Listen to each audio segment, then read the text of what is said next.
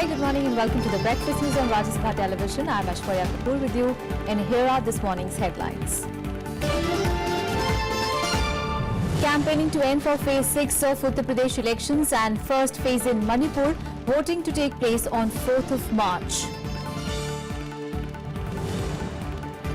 Pakistan created terror outfits against India and the monster is now devouring its creator. India's ambassador to the UN says terrorism grossest violation of human rights.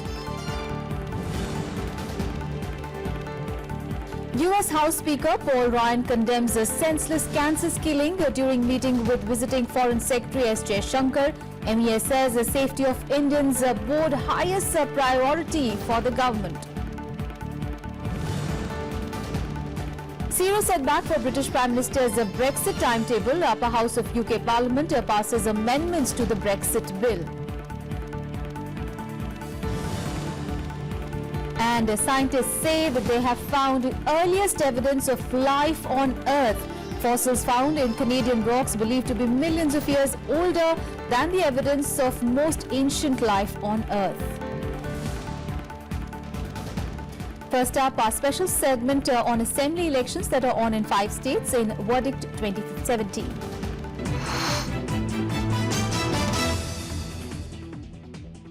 Well, today is the last day of campaigning for the 6th and penultimate phase of polling in Uttar Pradesh. 49 constituencies spread across 7 districts will vote in this phase to be held on 4th of March. Well, the districts are Azamgarh, Gorakhpur, Balia, Kushinagar, Deoria, Maharajganj and Mau.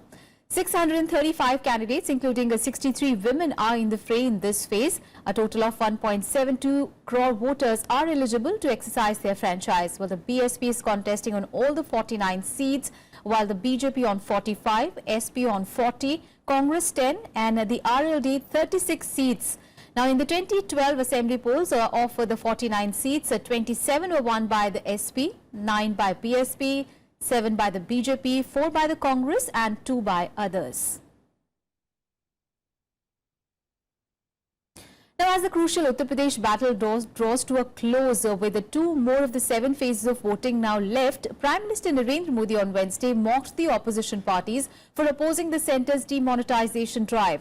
He also targeted the Akhilesh Yadav government for allegedly failing to provide basic amenities, including houses, to the people of the state. A day after the latest GDP data showed that the note ban did not affect the economic growth rate, Prime Minister Narendra Modi on Wednesday praised his government's decision to demonetize the 500 and 1000 rupee notes. Modi took a dig at Nobel laureate Amartya Sen, saying that hard work mattered more than Harvard. Sen had called demonetization a despotic action that had struck at the root of the economy based on trust. Harvard आगे बढ़ेगा कि hard work देश के किसानों ने दिखा दिया है, देश के मजदूरों ने दिखा दिया है, देश के ईमानदारों ने दिखा दिया है, हार्वर्ड से ज्यादा दम होता है हार्ड वर्क में। भाइयों बहनों, हिंदुस्तान दुनिया की सबसे तेज गति से आगे बढ़ने वाली इकोनॉमी में उसने अपना नाम दर्ज करा दिया है। कल जीडीपी के आंकड़े आए, उन्होंने फिर से सिद्ध कर दिया। In Deoria, the Prime Minister targeted the Congress Samajwadi Party alliance. He said while one specialized in economically ruining the country, the other was an expert in politically destroying Uttar Pradesh. एक को सफाई में रस है, दूसरा हाथ को हाथ की सफाई में रस है। ये सफाई वालों से और हाथ की सफाई वालों से उत्तर प्रदेश को बचाना है कि नहीं बचाना है। और इसलिए भाइयों बहनों, आपको जानकर के खुशी होगी, गुजरात के कंडला से 2500 किलोमीटर से ज्यादा पाइपलाइन लगा रहे हैं। पाइपलाइन, उस पाइपलाइन से गैस आएगा। Modi also expressed confidence in winning the assembly elections. He promised to fulfill the aspirations of the poor without discriminating on the basis of caste or religion. 6th phase of elections in the state are scheduled on March 4th. Bureau Report, Rajya Sabha Television. Well, staying with Uttar Pradesh and campaigning for the 6th phase of assembly elections in the state now has reached its peak. Now, BSP Supremo Mayawati said that BJP is misleading the people of Uttar Pradesh in the name of demonetization. While hitting back at Prime Minister Narendra Modi at the rally in Sonbhadra, she said that the BJP is now being called the Bharatiya Jumla Party. She warned voters that if the BJP comes to power, all the reservations will go away. She also urged the people of the state to vote for her party for development and crime-free state. जो मेरे किसान भाई हैं, उनसे भी मैं पूछना चाहती हूँ, क्या इन 2.5 वर्षों में किसी भी एक किसान का 1 रुपए का भी कर्ज माफ हुआ है? मैं समझती हूँ नहीं हुआ है। और अब इनके ये दोनों मुख्य चुनावी वायदे भी या अन्य वायदों की तरह ही केवल हवाई व कोरे जुमलेबाजी ही बनकर रह गए हैं, जिसकी वजह से अब लोग पूरे देश में भारतीय जनता पार्टी को यहाँ भारतीय जुमला पार्टी भी कहने लगे हैं, जो काम कम और जुमलेबाजी ही ज्यादा करती है। Campaign for the final 2 phases in Uttar Pradesh reaches a feverish pitch. Now, SP Congress Alliance is going all out to woo the voters. While addressing one rally after other in Deoria and Mao, Akhilesh Yadav tried to corner the BJP and the BSP. While taking a dig at Prime Minister Narendra Modi, Akhilesh said that he has no hopes of winning, and that is why he is talking of a fractured mandate and a coalition. Akhilesh said that the BJP and BSP are scared of the SP Congress alliance in the state. Rahul Gandhi also called Prime Minister Narendra Modi anti-farmer at a public rally in Kushinagar. He said that Prime Minister has been making false promises to the people of Uttar Pradesh. मैंने उन्हें कई बार समझाया, फिर समझा रहा हूं कि ये 2 कुनमों का गठबंधन नहीं है, ये 2 युवा नेताओं का गठबंधन है, जो प्रदेश की राजनीति और देश की राजनीति को आगे ले जाने के लिए गठबंधन हुआ है। किसान को हत्या करे, युवा को भविष्य न रखे, उनके लिए मोदी का झूठे वादे, ये करूंगा, 2 करोड़ युवाओं को रोजगार दे दूंगा। वायदे पूरे नरेंद्र मोदी जी सिर्फ हिंदुस्तान के सबसे अमीर 50 करोड़ वाले करते हैं। And campaigning will continue in Uttar Pradesh for the remaining 2 phases of elections. So, while Congress Vice President Rahul Gandhi will address 2 rallies in Maharajganj and 1 rally in Varanasi, while Chief Minister Akhilesh Yadav will address 7 rallies in Balia. BSP Chief Mayawati slated to address 2 rallies in Chandauli and Badohi. Now, BJP President Amit Shah will address a rally in Azamgarh and in Gorakhpur. Congress leaders also will address rallies in Gorakhpur, Mirzapur, Kushinagar and Varanasi. And today is also the last day of campaigning for the first phase of elections in Manipur, where a total of 38 assembly constituencies will vote in the first of the 2 phases on 4th of March. Well, a total of 168 candidates are in the fray in this phase. BJP is contesting in all the seats in this phase out of the total assembly strength of 60. The Congress has not fielded candidates in Churachandpur and the Kangpokpi district constituencies. There are 11 independents in this phase. In the previous elections in 2012, the Congress had won 42 of the 60 seats. In 2014, the Manipur State Congress Party and its 5 sitting MLAs also joined the ruling Congress, taking the Congress's tally in the assembly to 47. Well, the state at the moment is reeling under an economic blockade called by the United Naga Council against the decision to carve 7 new districts in the state. The UNC is fighting on 15 seats in the state. Well, the other main parties in the fray are the Congress, the BJP, Ram Sharmila's People's Resurgence and Justice Alliance, the Left Democratic Front and the Naga People's Front. Well, staying with Manipur, and the BJP state office in Imphal was yesterday attacked. Well, at the Kangli Park Students Association, which is an independent civil society organization, is reported to have carried out the attack. Well, a group of KSA members first gathered at the gate of the BJP office and demanded to meet the state party leaders. But when they were told that no one was present, they went on a rampage. Well, they were demanding the repeal of a framework agreement between the centre and NSCN-IM inked in August 2015. Well, the BJP has accused Congress over the attack. The state unit of the BJP will meet the Election Commission to ensure safety and security of all its candidates in the state. Earlier, the KSA members had reportedly tried to storm the Congress office. इस बात की complaint लेकर हम लोग निर्वाचन आयोग भी जाएंगे और गवर्नर हाउस भी जाएंगे। जब इम्फाल शहर सुरक्षित नहीं है तो मणिपुर की पुलिस के जो मुखिया हैं उन पर तो कोई टिप्पणी करने का मतलब ही नहीं है। इससे निर्वाचन आयोग को हम चाहेंगे कि यहाँ के डिस्ट्रिक्ट के जो एसपी और एडिशनल एसपी है इनको तत्काल प्रभाव से इन पर कार्रवाई करनी चाहिए। And with just 2 days left for the elections in Manipur, now PRGA party convener Irom Sharmila is really working hard to reach out to the voters and voice her agenda as a new politician. Let's take a listen.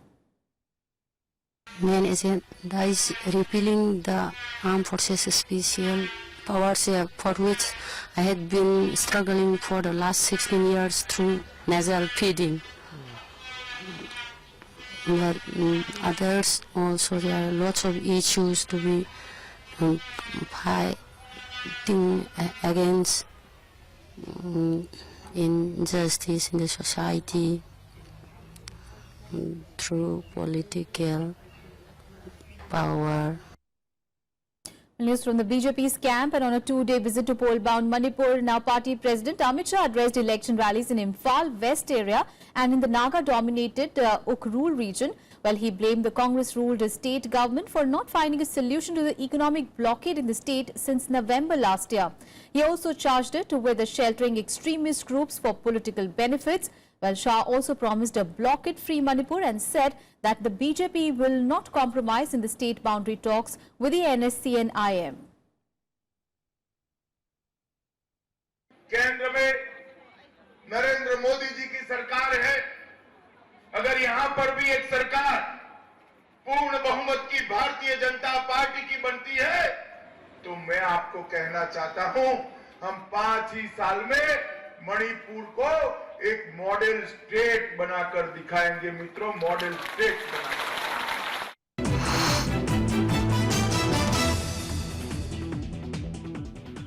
And in a breakfast bulletin, we'll take a very short break. We'll be back with more news. Stay with us.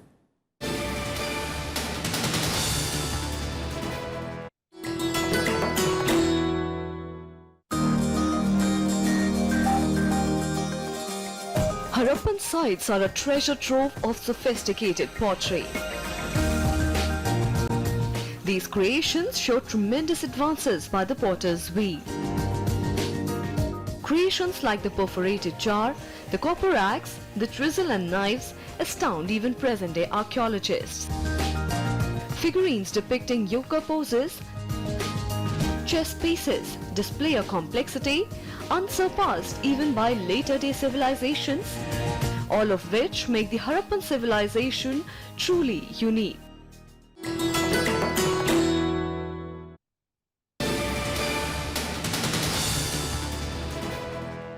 Thanks for staying with us. Well, India has asked Pakistan to re-investigate the 26/11 Mumbai terror attack case and put on trial Jamaat-ud-Dawa chief Hafiz Saeed, who is currently under house arrest in Lahore. Well, this is a fresh demand in a reply to Pakistan's request to send 24 Indian witnesses to record their statements in the case. Well, the request for witnesses were made to get what Pakistan demands is concrete evidence against Hafiz Saeed before beginning trial against him. Now, Pakistan has said that Indian witnesses' statements are needed to conclude the case, which has been pending for the last 7 years. However, India has said that enough evidence has been shared with Pakistan to prosecute the accused. The Pakistan government had on 30th of January put Hafiz Saeed and 4 others of the Jamaat-ud-Dawa under house arrest in Lahore. And India has accused Pakistan for abetting cross-border terrorism at the ongoing session of the United Nations Human Rights Council in Geneva. Now, India said at the session that the main reason for disturbances in Jammu and Kashmir was cross-border terrorism aided and abetted by Pakistan, adding that the terror outfits that Pakistan created have become monsters now, devouring the same country. Now, responding to the Pakistan representative's allegations of human rights violations in Jammu and Kashmir, India said that it was ironic that a country which had earned the reputation of becoming a global epicenter of terrorism was holding forth on the issue. Well, India's ambassador to the United Nations, Ajit Kumar, while reiterating that Jammu and Kashmir is an integral part of India, said that cross-border terrorism abetted by Pakistan was the fundamental reason for disturbances in the state of Jammu and Kashmir. Mr. President, members will recognize the irony of a nation that has established a well-earned reputation of being a global epicenter of terrorism, holding forth on human rights. Terrorism is the grossest violation of human rights. For the last 2 decades, the most wanted terrorists of the world have found succor and sustenance in Pakistan. The fundamental reason for disturbances in parts of Jammu and Kashmir in India is cross-border terrorism aided and abetted by Pakistan.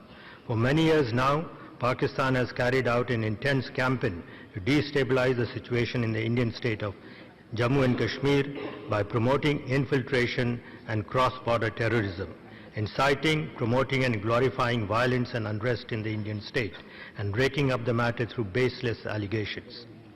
Jammu and Kashmir is an integral part of India, and the situation there is our own internal matter. And a day after the US President condemned the killing of Indian engineer Srinivas Kuchibhotla in Kansas, now Speaker of the US House of Representatives Paul Ryan has also condemned the crime. While in his meeting with the visiting Indian Foreign Secretary S. Jaishankar, Paul Ryan expressed the condolences of the House on what he termed was a senseless murder last week. Now, Ryan, in a statement after the meeting, said that the relations between the two countries are rooted in shared values of democracy and freedom. Jaishankar also met National Security Advisor H.R. McMaster. The Ministry of External Affairs, on its part, has said that the safety of Indians world over is of highest priority for the government. MEA spokesperson Gopal Bagle has said that the government will engage with authorities in other countries wherever security of Indians is concerned. Safety of Indians all over the world is a matter of the highest priority for the government. You saw that the senior authorities of the United States and Kansas, where this unfortunate shooting took place, they have had a very clear and categorical approach to such crimes. They have condemned it. They have said that they will prosecute, investigate this crime very fully. As you rightly pointed out, President Trump himself has condemned the killing. And the government will remain very closely engaged with the authorities in other countries wherever the safety of Indians is concerned. On to some international news now. Well, British Prime Minister Theresa May has suffered a serious setback to her Brexit timetable after the upper house of Parliament, or the House of Lords, passed an amendment to the Brexit bill. Well, the House of Lords amendment insists on guaranteeing the rights of European Union nationals currently living in the UK. Well, the peers voted 358 votes to 256 in favour of the amendment, which means that the Brexit bill will now return to the House of Commons for further debate. Now, this will delay the passing of the bill and puts in doubt the end of March timetable, which was flagged by British Prime Minister May to trigger Article 50 of the Lisbon Treaty and formally begin the separation from the EU. The vote is the first parliamentary defeat for the government's Brexit bill. Remember, May's Conservatives do not have a majority in the upper house of Parliament.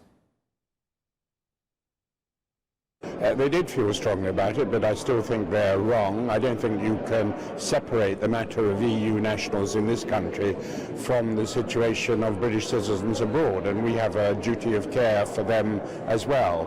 And I think they ought to be considered together. I think by passing, if this became effective, I don't think it will, it would actually have the effect of leaving British citizens abroad stranded and neglected. And Afghan Taliban militants have claimed responsibility for attacking police, military and intelligence targets in Kabul on Wednesday. Well, security officials confirmed attacks in 2 areas in Kabul that killed 16 people and wounded dozens. A suicide car bomber attacked at the gates of a police station in the western part of Kabul. Meanwhile, a second suicide bomber on foot carried out another attack in eastern Kabul, targeting an office of the National Intelligence Service. The Taliban has claimed responsibility for both the attacks. The Taliban are seeking to expel foreign troops, defeat the US-backed government and reimpose Islamic law after their 2001 ouster from the country. And a look at what else is making news across the world. Let's take a look in World Wrap. Russian warplanes bombed US-backed fighters in parts of northern Syria after they mistakenly thought Islamic State group forces were in the area. US troops operating less than 5 kilometers from the villages observed the bombing and communicated the error, which was then passed to the Russians to avoid further mishaps. Remember, Russian and Syrian regime aircraft attacked the villages to the south and east of Al-Bab in Aleppo province on Tuesday, resulting in an unspecified number of casualties. As the military campaign against the Islamic State group continues in western Mosul, the Iraqi Defense Ministry recently revealed to the public a range of items captured from its previous operations. Well, the exhibition featured at least 200 articles that included the lists of IS fighters, passports, documents, photographs and videos showing IS's atrocities, communication devices as well as drones that the militant group had used in their counter-offensive against the Iraqi security forces. The United Nations World Meteorological Organization published the highest temperatures on record in 3 Antarctic zones on Wednesday. But the northern tip of the Antarctic Peninsula has set a heat record of 17.5 degrees Celsius, and this has set a benchmark for studying how climate change is affecting the crucial region. Now, mapping Antarctica's extremes is essential for understanding weather patterns and teasing out natural climate variability from human-induced climate change.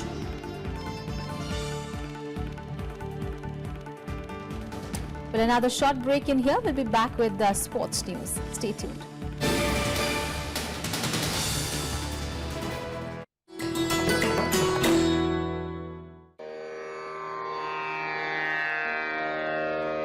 The sacred relics of Buddha were unearthed in Piprava in Uttar Pradesh. Buddhist monks from all over the world visit the National Museum to pay their respects. These charred bone fragments of Buddha are housed in the gold canopy gifted by the royal family of Thailand.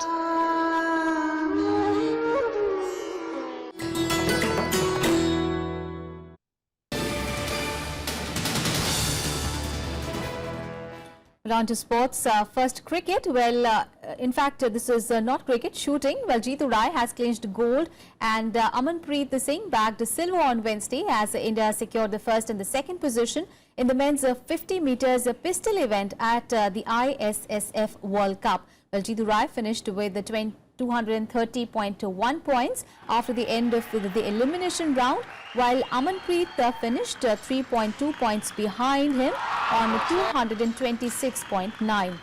Meanwhile, Wahid Golkhandan of Iran finished third with 208 points. Jeetu has won gold at the Commonwealth and the Asian Games in 2014 and several other medals in the 2014 and 2015 World Cups as well. Meanwhile, Jeetu's compatriot Amanpreet finished second to make it a memorable event for India. Well, Sports Minister Vijay Goyal congratulated the players for their achievement.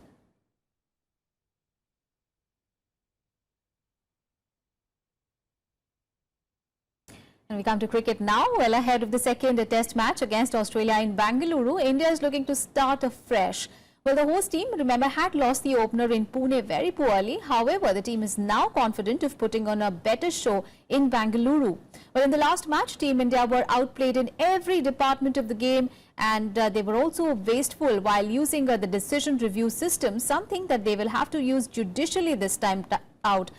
And out of the 7 DRS referrals, they had got only 1 right.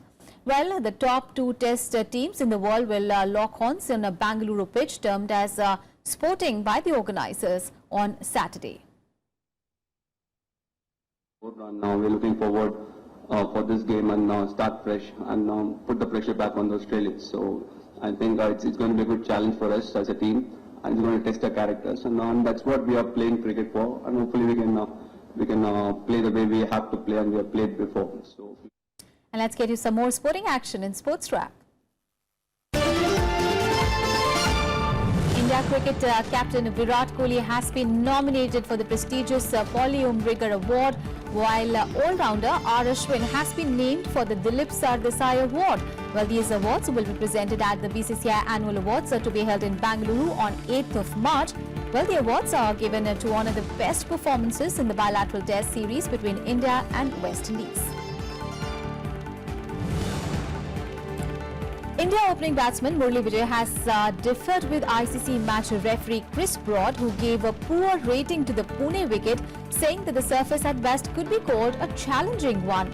While the Indian batsmen failed to apply themselves on Ranka Turner, with the hosts losing the series opener by a whopping 333-run margin. In football, star striker Cristiano Ronaldo struck 2 goals as Real Madrid settled for a 3-all draw against Las Palmas in their La Liga clash at the Santiago Bernabeu Stadium.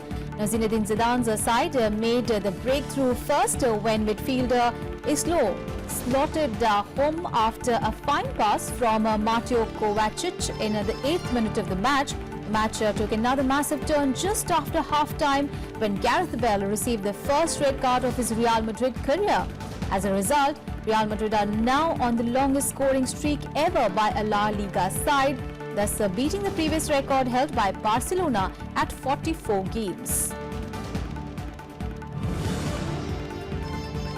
Manchester City came down from a goal down to beat Huddersfield Town 5-1 to reach the quarter-finals of the FA Cup.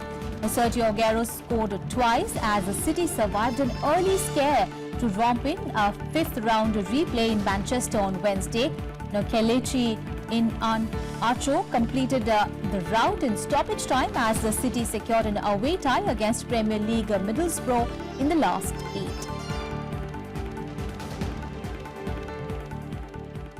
And before we wrap up, well, the fossils found in Canada are being considered to be the oldest one ever on Earth. Well, researchers have found the direct evidence of life on Earth tracing 3.8 to 4.3 billion years ago.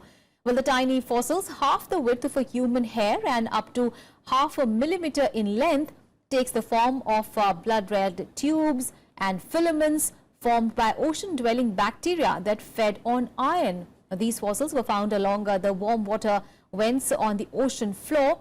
The site of the discovery also contains some of the oldest sedimentary rocks known as Earth. Well, according to researchers, the fossils were formed by organisms. They believe that, like their modern counterparts, they were iron eaters. We've got the oldest fossils. This is exciting.